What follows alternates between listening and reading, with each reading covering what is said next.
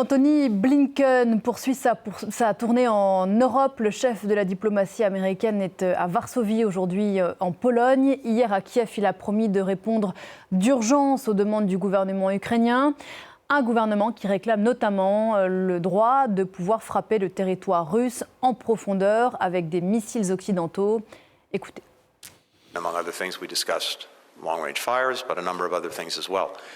Nous avons abordé la question des missiles à longue portée, entre autres sujets. Et je vais rapporter les éléments de cette discussion à Washington pour en faire part au président.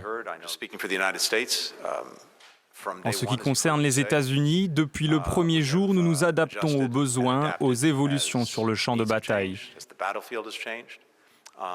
Et je n'ai aucun doute sur le fait que nous continuerons à nous adapter. Bonjour Gauthier Rybinski. Bonjour Pauline. On sera là pour soutenir l'Ukraine jusqu'à la victoire, a dit Anthony Blinken lors de son passage express à Kiev. Ça fait longtemps qu'on n'avait pas entendu de tels mots dans la bouche d'un haut responsable américain. Et pas seulement, mais c'est vrai que les États-Unis qui avaient accompagné ce concert, souvenez-vous, c'était au printemps 2022, je crois, où le chef de l'État français, le chancelier Scholz, le Premier ministre roumain s'étaient rendus à Kiev. Et le discours, c'était ça, nous ne bougerons pas, nous ne faiblirons pas, nous serons jusqu'à la victoire. Bon, la victoire, c'est quoi ?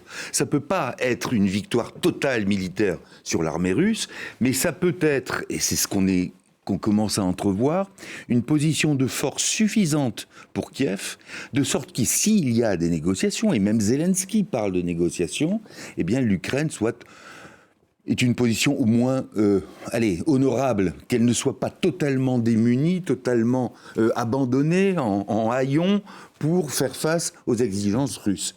Et là, finalement, les États-Unis reviennent à ça pour deux raisons. La première, c'est que on voit bien que l'équilibre militaire, même si les Ukrainiens ont effectué des opérations un peu clinquantes, mais on voit bien que cet équilibre est rompu et que donc il faut au moins revenir au statu quo ante. Et puis parce que dans le cas où Donald Trump gagnerait l'élection présidentielle, alors là, ça en serait fait non seulement de l'Ukraine, mais du reste.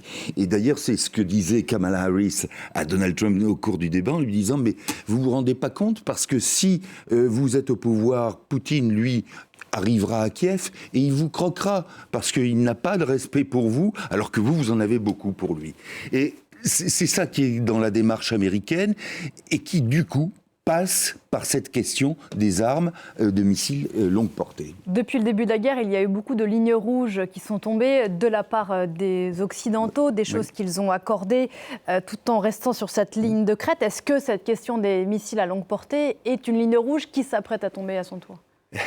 Oui, c'est vrai, mais elle semble être le seul moyen, justement, de parvenir à cette négociation. Pourquoi ? Parce que l'infériorité numérique des Ukrainiens sur le terrain signifie qu'il n'y a pas de possibilité de résister, au fond, à ces vagues semblables à celles de Stalingrad, où la direction russe, ne tenant absolument aucun compte de la vie de ses soldats, on envoie, si vous voulez, quand il y en a 100 qui sont tués, on en envoie 200. Quand les 200 sont tués, on en envoie 400, etc. Et que donc, pour contourner cette question-là, ce problème-là sur le plan militaire, ces armes, ces missiles longue portée peuvent servir. En ce sens que l'Ukraine, au fond, avec ces missiles, survolerait les lignes de front, survolerait les abcès de fixation dus à la présence russe pour aller taper les dépôts logistiques, pour aller taper les camps d'entraînement ou de regroupement, et c'est ça qui pourrait rétablir un statu quo. À partir de là, il faut penser justement à ces négociations avec une inconnue totale, c'est que si l'on voit bien selon quel axe Kiev peut essayer de se défendre et de négocier, quid de Moscou ? Quand vous avez affirmé qu'il s'agit d'une question de civilisation, qu'à Kiev ce sont des nazis qui gouvernent, qu'est-ce que vous pouvez négocier ensuite ? Et donc toute la question, une fois que, je parle en théorie, une fois que l'équilibre militaire serait rétabli, c'est de trouver quelque chose pour Moscou qui soit une porte de sortie non infamante. C'est notre paire de manches. Voilà pour la théorie dans la presse.